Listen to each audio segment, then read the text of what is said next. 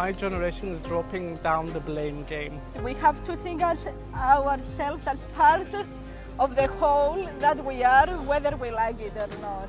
And come together for a reunited island. Je suis dans la zone tampon qui marque la séparation de l'île méditerranéenne de Chypre divisée depuis 50 ans. L'ONU veut relancer les pourparlers pour réunifier la communauté grecque de la République de Chypre au sud, membre de l'Union européenne, et l'entité chypriote turque du nord que ne reconnaît que la Turquie. Des projets de réunification déjà anciens qui n'ont jamais pu aboutir.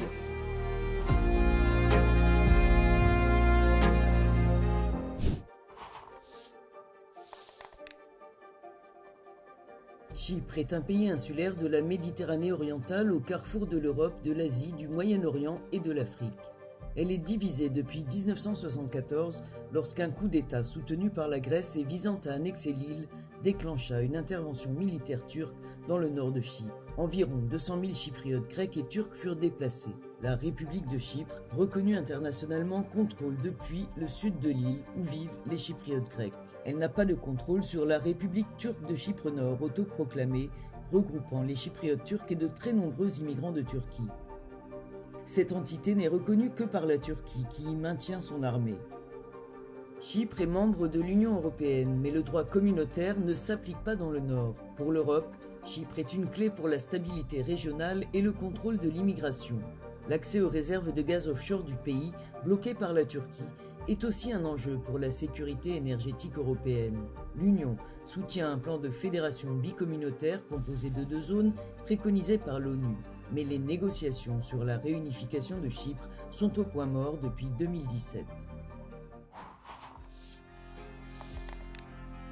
Des discussions sont en cours pour relancer une fois de plus les pourparlers sur une possible réunification de Chypre, divisée depuis 50 ans.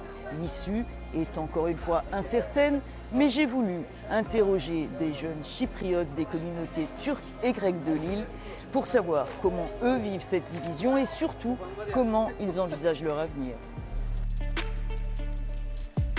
Hi, I'm Berk. We are here in Eleftheria Square in Nicosia.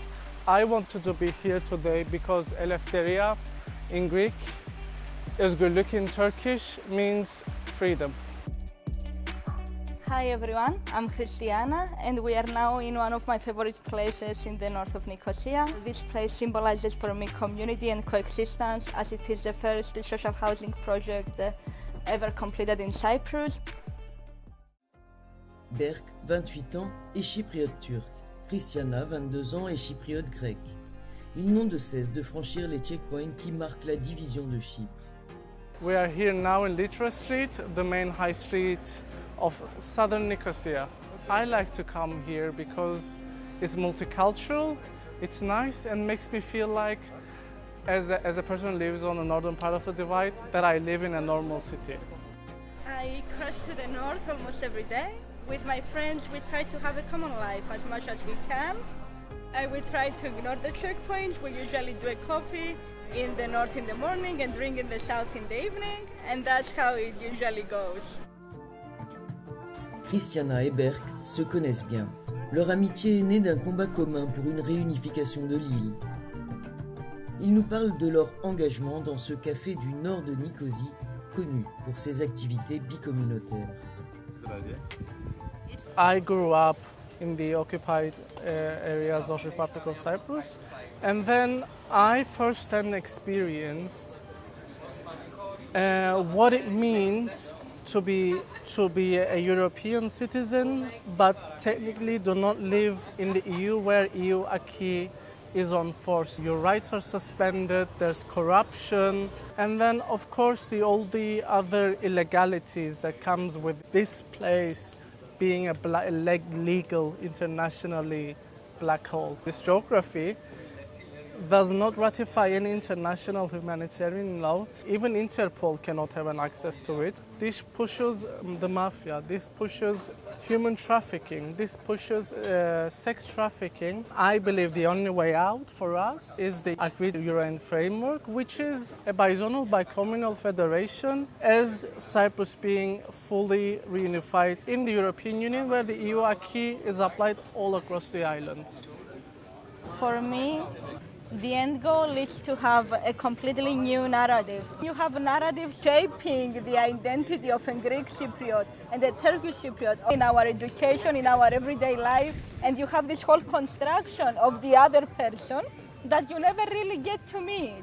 What we need are more common spaces, more exposure to whatever we deem as the other, so that it is not a threat anymore. This is not something that is being encouraged to happen on a larger scale. If we carry on the way we do now, with the idea of the Federation taking such a big part on political discourse but no practical action towards that, then nothing will happen. We have to think as ourselves as part of the whole that we are, whether we like it or not. Otherwise, we are not going any further. Les perspectives de relance des négociations pour une réunification de Chypre poussées par l'ONU sont plus qu'incertaines aux yeux de ce politologue, professeur à l'université de Nicosie et directeur de la fondation Friedrich Ebert à Chypre. It doesn't look promising at all. We haven't had talks in 7 years, and the Turkish Cypriot and Turkish position has shifted. They insist on the recognition of equal sovereignty or even the recognition of the separatist entity, the Turkish Republic of Northern Cyprus, which is not internationally recognized, as a prerequisite for talks. It's a non-starter. The Greek-Cypriot side and the international community will never accept this as a prerequisite. Can the European Union have any say in this, and what's at stake for Europe? Well, Europe has a say in it, but a very minor one. Given that the Greek-Cypriot-dominated Republic of Cyprus has joined the European Union is no longer perceived as a neutral arbiter in the conflict. So Turkey and the Turkish Cypriots reject an active role of the European Union, exceeding giving some framework ideas what is acceptable or not. In theory, at stake is that there's a part of European territory, legally speaking, that's occupied by Turkey.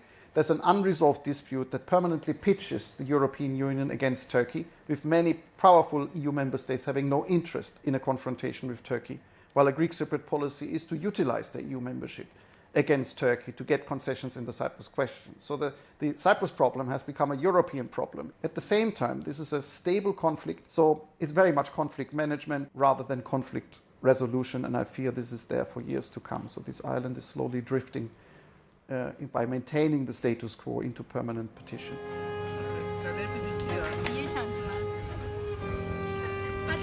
Hadi.